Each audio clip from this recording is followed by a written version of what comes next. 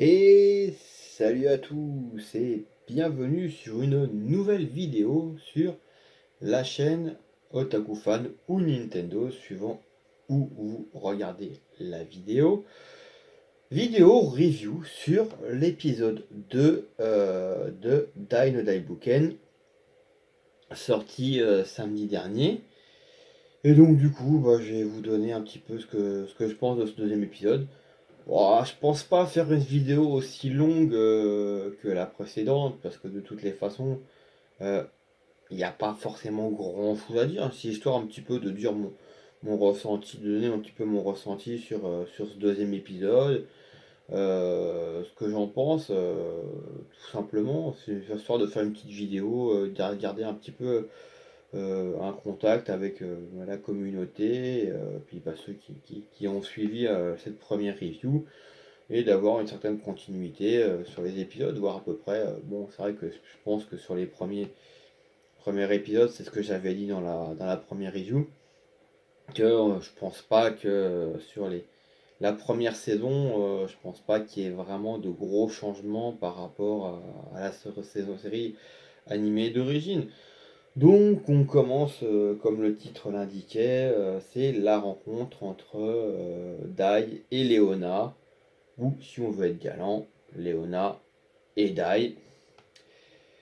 Et donc bon bah voilà, si pour celles et ceux qui connaissent l'animé de base, la première version, bon, alors je tiens à signaler que oui,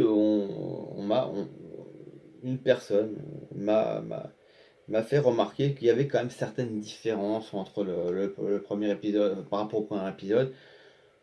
Oui, je suis entièrement d'accord avec lui. Mais après, si je ne les ai pas notifiés plus que ça, c'est que, à mon sens, ces différences n'influencent pas plus que ça l'anime. L'anime en lui-même il n'y a pas vraiment, c'est pas des différences qui vont apporter vraiment quelque chose par rapport au manga initial. Donc, voilà, il y a peut-être, parce que j'ai plus trop l'épisode 2 de base en tête, mais de ce que je m'en souviens et de ce que je me souviens du manga, en fait, hein, on suit clairement la trame scénaristique, hein. Le premier épisode, c'est la rencontre avec les faux héros. Le deuxième épisode, c'est la rencontre avec Léona. On sait parfaitement, pour celles et ceux qui ont lu les 37 tomes, vous savez pertinemment l'importance que Léona va avoir avec et sur Dai. Donc c'est pour ça que ce deuxième épisode est important.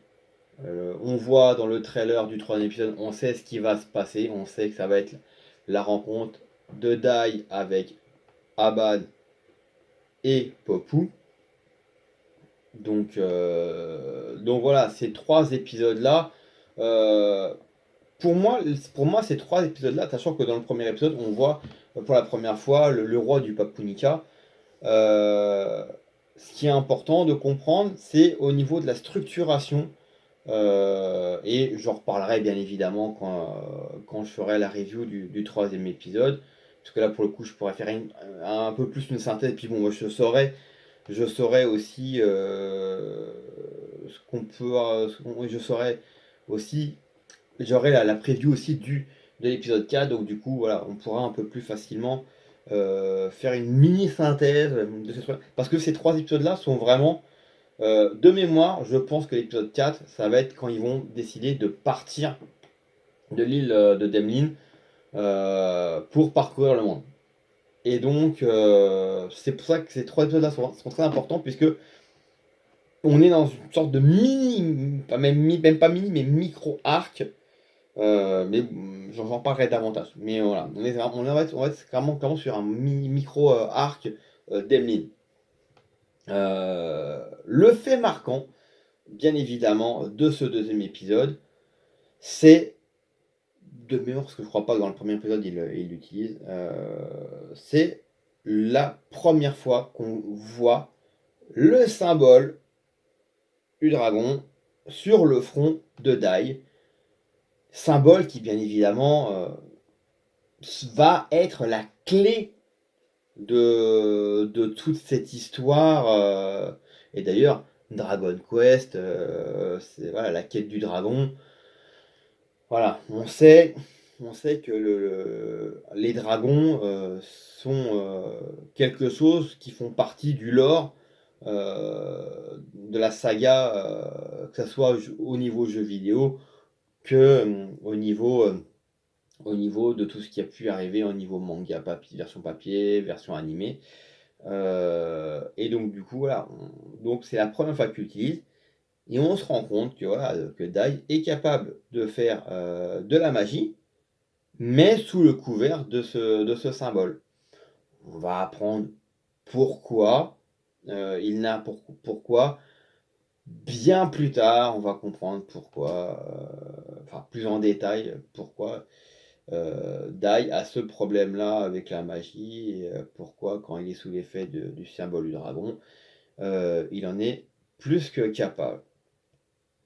Et d'ailleurs, ce qui va un petit peu changer les choses, ça sera avec l'épisode 3, mais ça je vais pas en parler tout de suite, je vais pas en parler puisque on est sur la review du 2.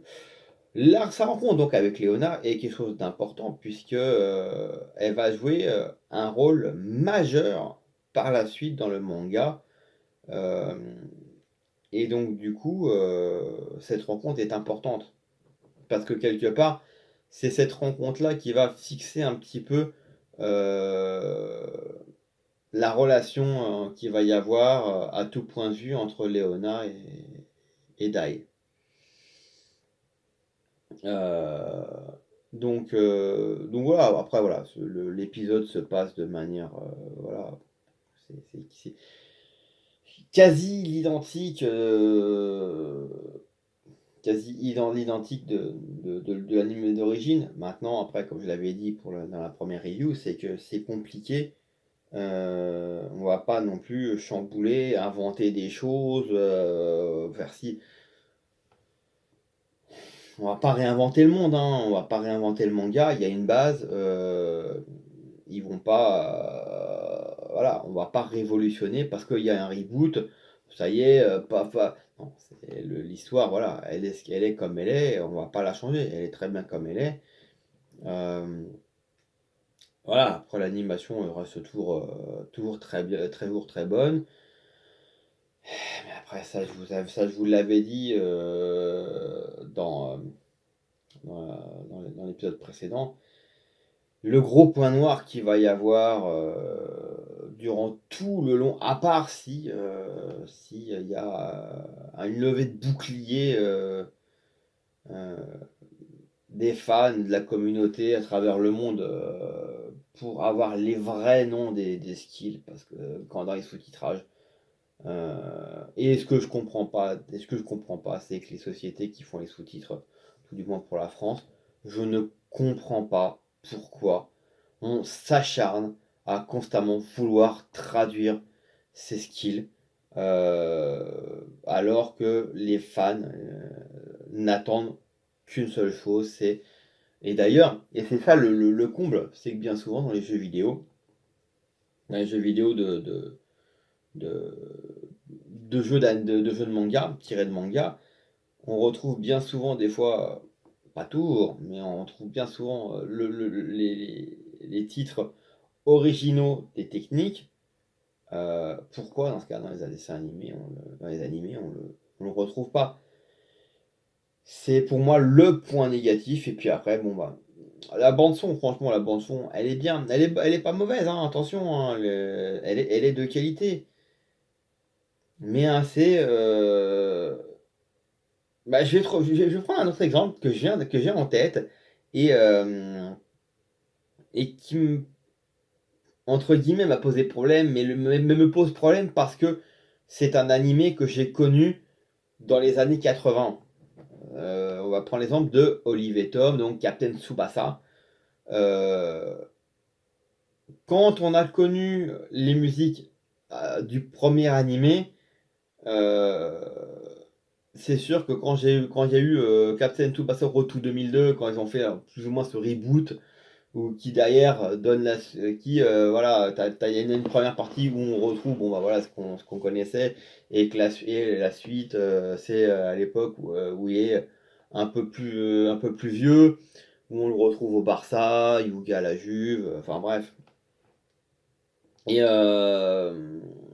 et c'est vrai que bah, la musique, on ne retrouvait pas les musiques qu'on pouvait connaître à l'époque. Et c'est d'autant plus vrai avec le reboot qui a eu lieu récemment, où voilà, l'animé est pas mauvais, il n'est pas à jeter, hein. Mais quand on est un vieux de la vieille, qu'on a connu les musiques d'origine du premier animé, que l'animé soit mauvais ou bon, de base, même si le reboot est meilleur, on a toujours cette nostalgie, surtout quand la bande-son elle claque. Franchement, quand la bande-son elle provoque des émotions et que voilà, on la trouve géniale, même si d'un autre côté, même si on peut très bien trouver que l'animé est complètement nul. Mais si on est marqué par la bande-son, par les OST, bah, quand tu as un reboot, c'est dommage de ne pas avoir, les musiques originales. Ouais, c'est des fois c'est chiant le français, parce qu'il y a des fois on sait pas trop sur quel pied danser, comment dire les mots. Je crois que c'est original qu'il faut dire. Petite digression sur le français. Donc voilà, je trouve que c'est un petit peu le souci qu'il peut y avoir. Par contre, un autre exemple où franchement ça m'a absolument posé aucun problème, et je pense que au niveau de la bande son, on était plus ou moins très proche, enfin, de ce que je me rappelle, on était très proche du manga enfin de la première version animée du reboot. Je vais bien parler de euh, Full Metal Alchemist, ou Brotherhood. On reprend la bande son, bah voilà, on reprend la bande son, on prend les openings, les endings. J'adore la bande son de la première version de l'animé. J'adore j'adore la BO de Brotherhood. Pareil pour les opening ending, pour les deux. Donc voilà, sur Brotherhood, ça m'a pas choqué parce que franchement, la bande son est excellente, les musiques sont excellentes, et les musiques, je trouve, collent super bien et restent dans ce que je connaissais. Donc ça m'a pas choqué. Et là, c'est un des exemples de reboot qui me pose pas problème. Vous avez un reboot, et je pense que je ferai peut-être une review sur cet anime-là, parce que je trouve que c'est un anime qui, à mon sens, n'a peut-être pas le succès qu'il mériterait. Et je voudrais en parler. Et je pense que j'en parlerai. J'ai commencé à regarder. Et il s'agit de Digimon Adventure 2020. J'aimerais en reparler parce que je suis en train de me les refaire. J'aimerais donner un petit peu mon ressenti. Parce que bah, j'ai vu pas mal de saisons. Je crois que sur ce qui a été fait de Digimon, j'ai dû voir à peu près enfin, j'ai vu Digimon Frontier, ouais, ouais, j'ai vu voilà, pas mal de versions de Digimon, enfin de saisons de Digimon. Donc je suis assez fan de la licence, et je peux en parler sans problème. Et je pense que ouais, je ferai une petite. Mais pas là pour le coup du fait du nombre d'épisodes qu'il y a là. Je vais attendre peut-être d'avoir vu, parce que je crois qu'il y a plus ou moins 17 épisodes. Je pense que je ferai une review quand j'aurai vu les 13 premiers épisodes. Généralement, c'est à ce moment-là qu'on a plus ou moins soit la fin d'une première saison, soit on arrive à mi-saison. Donc on sait que généralement quand on arrive à mi-saison ou sur la fin de la saison, plus ou moins, on a les intrigues, on a souvent une nouvelle intrigue ou une nouvelle chose. Donc ça sera plus facile pour moi de faire une review un peu plus globale sur les 13 premiers épisodes de Digimon Adventure 2020. Donc voilà. Et par contre, voilà, donc sur Brotherhood, alors je sais que je dévie pas mal du sujet, mais c'est vrai qu'en même temps, c'est des choses qui me viennent à l'esprit. Et que finalement, parce que finalement, voilà, l'épisode 2 de Die No Die Boken, il n'y a pas grand chose à en dire de plus. Voilà, on est sur du classique, c'est ce que j'avais dit. Et comme je l'ai dit précédemment, on va attendre d'avoir vu les 3 premiers épisodes et d'avoir la preview donc, du quatrième épisode pour plus ou moins faire une petite conclusion, une petite synthèse sur ces 3 premiers épisodes. Donc, ce que je voulais dire aussi par rapport à Brotherhood, c'est que voilà, il y a aussi un débat qui existe et beaucoup ont trouvé Brotherhood meilleur que la première parce que Brotherhood suit le manga, la version papier. Et je connais certaines personnes qui, elles, trouvent Brotherhood nul. Alors, elles ont le droit. Elles ont le droit. J'ai pas de souci avec ça. Par contre, si on me dit que Brotherhood est nul alors qu'il suit la trame scénaristique vraiment du manga par la version papier, alors que le FMA, le premier animé, sort un petit peu, voilà, à un moment donné, il y a un virage à 360 degrés par rapport à l'histoire initiale. Donc du coup, on est carrément sur une fin un peu hors série. Voilà, il y a tellement une dérive. Donc on a le droit de préférer la première version de l'animé, mais voilà, dire que franchement Brotherhood est nul, c'est dans ce cas-là, ça revient à dire que le manga papier est nul. Et que dans ce cas-là, la nouvelle version nulle, si on la trouve meilleure, enfin, moi je trouve qu'il y a un problème. Moi, je trouve qu'il y a un problème, parce que dans ce cas-là, pourquoi FMA a eu du succès, enfin en version ne serait-ce que version papier, pourquoi il a eu du succès si derrière, franchement, il était si nul que ça. Bref. Ça reste un autre débat, c'est un autre sujet, c'est peut-être aussi un sujet de review. Mais voilà, donc c'est vrai que j'ai un petit peu débordé sur les sujets, mais en même temps ça m'a permis d'annoncer des petites choses par rapport à Digimon Adventure. Peut-être une review sur FMA, ce que moi j'ai plus apprécié par rapport à Brotherhood, par rapport à l'animé, le premier animé. Donc voilà, on a un petit peu. Mais bon, d'un autre côté, c'est des choses. Je pense qu'à mon avis, on va peut-être être amené des pistes que je donne là, qui pourront peut-être être amenées à être utilisées par la suite de Dai no Daibuken, suivant. Bon, de toute façon, la trame scénaristique, on va dire, à mon avis, je vois pas comment on peut la changer. Le, le manga est fini depuis pas mal d'années, il y a 37 volumes. Enfin, moi, dans ma tête, je sais plus ou moins comment les choses s'emboîtent. Euh, voilà. Donc j'attends avec impatience l'épisode 3. Sachant que voilà, ça sera samedi prochain, donc samedi qui arrive.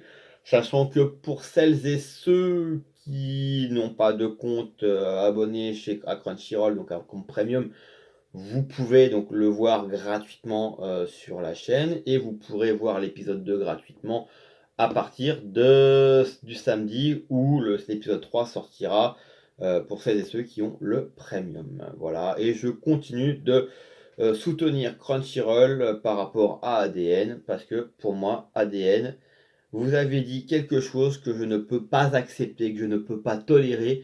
Vous vous prenez pour ce que vous n'êtes pas. Et voilà, ça m'énerve un petit peu. Voilà, vous m'énervez un petit peu. Et vous n'aurez pas mon argent, ADN. Autant Crunchyroll, je crois qu'à un moment donné, je crois que j'avais. Ah non, non, je crois que je suis toujours resté sur. Non. Bref, je m'étale. Mais voilà. Allez sur Crunchyroll. Franchement, c'est sympa. Il y a pas mal de choses. En plus de ça, Crunchyroll a récupéré les One Piece. Et par contre, là, c'est clair, il faut être premium pour pouvoir regarder. Voilà. Abonnez-vous à Crunchyroll. Je ne suis pas sponsorisé, mais honnêtement, si c'est un conseil que je peux vous donner, allez sur Crunchyroll. Ça vaut le coup. Sur ce, les amis, je vous souhaite plein de bonnes choses. Amusez-vous bien, portez-vous bien, faites bien attention à vous, portez votre masque, et puis voilà, Puis on se dit à la semaine prochaine pour la review de l'épisode 3. Allez, bye!